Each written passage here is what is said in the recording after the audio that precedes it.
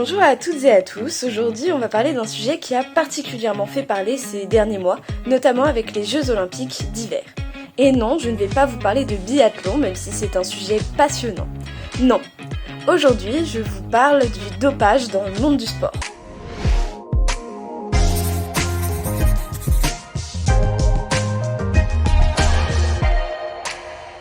Mais qu'est-ce que c'est que le dopage ? Selon le Comité international olympique, plus connu sous le nom de CIO, le dopage c'est l'utilisation de substances ou de procédés ayant la propriété de modifier artificiellement la capacité de l'organisme ou de masquer l'usage de substances ou procédés ayant ces propriétés. Pour le CIO, le dopage n'est donc pas seulement la prise de produits permettant d'améliorer les performances, mais aussi le fait de dissimuler la prise de ce type de produit. Qui lutte contre le dopage ? En 1999, suite à une montée exceptionnelle des cas de dopage, l'Agence mondiale antidopage est créée. Elle est chargée de lutter contre le dopage et de prévoir des règles concernant cette question. On l'appelle également l'AMA. Et l'AMA, elle a créé en 2003 un code mondial antidopage qui est divisé en 4 parties. La première partie, c'est le contrôle du dopage. La deuxième partie, c'est l'éducation et la recherche concernant le dopage. La troisième partie, c'est les rôles et les responsabilités dans le dopage. Et enfin, la dernière partie, c'est l'acceptation, la conformité, les modifications et interprétations. Le problème, c'est que cet organisme, qu'est l'AMA, ne peut pas surveiller à lui seul le contrôle de tous les sportifs. C'est aussi aux fédérations des différents pays de prendre en charge la lutte contre le dopage.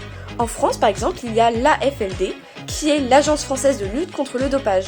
Certains pays et certaines fédérations n'étant pas très coopératifs, cela peut créer de grandes disparités.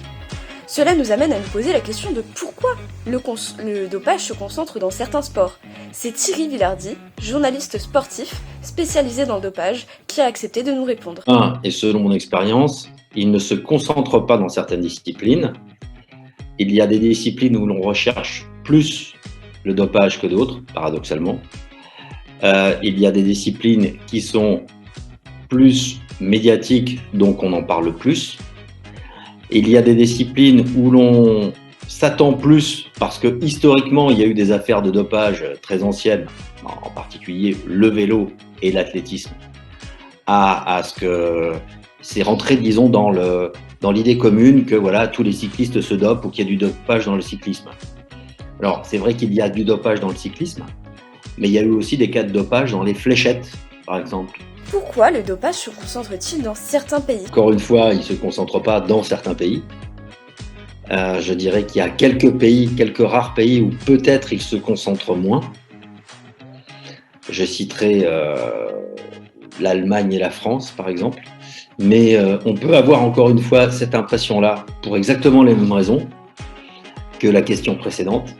C'est-à-dire qu'il y a eu des grosses affaires de dopage, historiquement en Russie, plus récemment, en Allemagne de l'Est, c'est maintenant l'Allemagne, donc ce pays-là n'existe plus.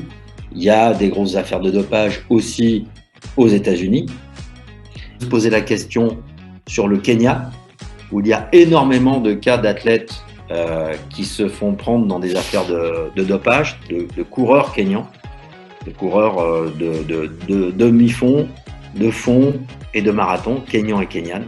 Il y en a vraiment beaucoup. Et après, on sait qu'il y a des pays où c'est très compliqué d'organiser la lutte antidopage. Par exemple, le Maroc, les pays du Maghreb, mais en particulier le Maroc. Comment on lutte contre le dopage ? Déjà, pour lutter contre le dopage, il faut le vouloir. Or, certaines instances ou certaines fédérations n'en font pas une priorité. Mais aussi, la lutte contre le dopage, elle nécessite de nombreux contrôles. Ces contrôles, ils prennent souvent la forme de tests sanguins ou de tests urinaires. Ils sont ensuite envoyés à des laboratoires qui les analysent et transmettent les résultats aux instances. Ces contrôles sont souvent inopinés, même si les sportifs sont au courant qu'ils seront systématiquement testés lors des grandes compétitions. Enfin, les sportifs doivent prévenir les instances de lutte contre le dopage de leurs déplacements afin de faciliter les contrôles. Cependant, certains sportifs arrivent à trafiquer les contrôles de manière plus ou moins discrète. Certains payent le contrôleur, certains donnent de faux échantillons, mais certains ne sont pas du tout discrets. C'est le cas du nageur chinois Sun Yang. Lors d'un contrôle antidopage, il a détruit au marteau l'échantillon qu'on venait de lui prélever. Devant le tribunal arbitral du sport, qui juge les grandes affaires de dopage, Il a déclaré que les contrôleurs n'avaient pas prouvé leur identité. Cette défense n'a pas convaincu et il est pour le moment suspendu jusqu'en 2024. Que risquent les athlètes qui se dopent ? Les sanctions pour le dopage varient selon les circonstances. Si vous êtes un sportif professionnel ou un amateur, les sanctions ne seront pas les mêmes. La plupart des sanctions prennent la forme d'un retrait des titres gagnés, comme ce fut le cas pour Lance Armstrong en vélo.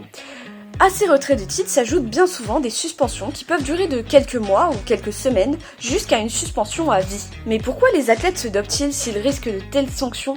Nous avons posé la question à Thierry Villardy. Pousser à se doper, ça c'est deux choses. Il y a un facteur psychologique, un facteur physiologique, biologique. Le facteur psychologique, c'est l'envie de réussir, tout simplement. Ce qui le pousse à continuer, c'est que quand on a eu cette sensation enivrante d'être un peu au-dessus de son corps, de ses capacités, et surtout au-dessus des autres, c'est une drogue dure. C'est une sensation dont on a du mal à se passer. Que change le dopage dans le corps ? Qu'est-ce que ça modifie dans l'organisme ? Alors, ça dépend d'abord des drogues ou des produits dopants qu'on prend. La base du dopage, c'est stéroïdes, anabolisants, hormones de croissance, EPO. Aujourd'hui, c'est le triptyque, c'est la sainte trinité du dopage. Voilà. Alors, il y a des petites variantes. Voilà. Aujourd'hui, ce qui a beaucoup changé, c'est qu'on est beaucoup sur des microdoses, donc c'est beaucoup plus fin. Ce que ça change, c'est que ça augmente vos capacités musculaires, vos capacités cardiaques et vos capacités de transport d'oxygène vers les muscles et aussi capacité de transformer les graisses en glucose. Il y a aussi quelques nouveaux produits comme ça qui améliorent toute la fonction des glucides qui nourrissent les muscles. Donc ça vous permet de faire des efforts plus importants, évidemment, que vous pourriez le faire naturellement parce que vous avez une masse musculaire plus importante, vous avez plus de globules rouges dans le sang pour transporter l'oxygène, vous ventilez mieux, vos muscles ne tétanisent pas, vous n'avez pas de crampes, donc vous pouvez prolonger, faire des efforts supplémentaires supérieurs à ceux que vous pourriez faire ou que peuvent faire les autres et vous pouvez le faire plus longtemps. Vous pouvez produire pendant l'entraînement puisque vous pouvez vous entraîner beaucoup plus et surtout vous récupérez beaucoup mieux. Deuxième aspect qui est très important, c'est un effet psychotrope, un peu comme une drogue comme peut vous procurer la cocaïne, l'héroïne, la MDMA, la meth, etc. Lors des Jeux Olympiques d'hiver de cette année, la patineuse russe Kamila Valieva a créé la polémique suite à la révélation d'un contrôle antidopage positif qui datait de quelques semaines avant les Jeux. Mais la jeune fille est âgée de seulement 15 ans. De nombreux commentateurs se sont alors demandé si ce dopage n'avait pas été orchestré par sa coach. Nous avons demandé à Thierry Villardy quel est le rôle du coach dans le dopage. Il peut arriver parfois que l'entraîneur découvre que son athlète s'est dopé à l'insu de l'entraîneur. C'est très rare. L'entraîneur n'est pas forcément le fournisseur ou l'organisateur du dopage. Parfois, c'est le cas. Parfois, certains athlètes vont s'entraîner avec certains sportifs vont s'entraîner avec tel entraîneur parce qu'ils savent que là, ils vont trouver, je dirais, de quoi supplémenter leur performance. Parfois, ils n'en savent rien et ils le découvrent parce que c'est l'entraîneur lui-même qui organise. J'espère que vous en savez désormais plus sur le dopage dans le monde du sport. C'est un sujet très intéressant mais aussi très complexe, donc nous n'avons pas pu traiter de toutes les questions dans cette vidéo. Si vous voulez en savoir plus sur le sujet, je vous invite à lire l'ouvrage d'Éric Métro intitulé « Les scandales du sport contaminé, enquête sur les coulisses du dopage ».